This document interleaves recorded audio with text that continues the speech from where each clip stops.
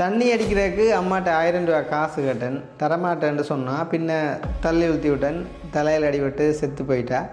வீட்டை நின்றா நீங்கள் பிடிச்சிடுவீங்க சார், அதுதான் ஓடிட்டேன் அப்படின்னு சொல்லி 2 அடியை போட வந்துட்டு பொடியன் வாக்குமூலத்தில் சொல்லியிருப்பான். அப்போ இதை பார்க்குறவங்களுக்கு என்ன அப்படின்றே சில நேரம் விளங்காமல் இருக்கலாம்.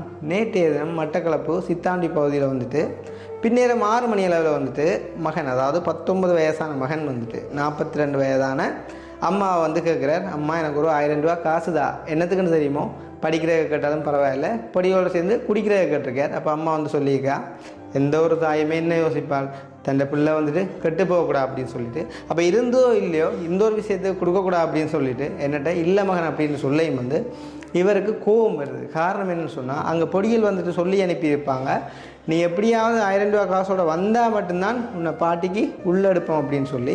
அப்போ இவருக்கு வந்துட்டு அங்கே 1000 ரூபா இல்லாமல் போனால் ஒரு அவமானம் மாதிரி. அப்போ அந்த கோபத்தில் வந்துட்டு தாயை பிடிச்சி தள்ளி ஊற்றி விட்டுருக்கார்.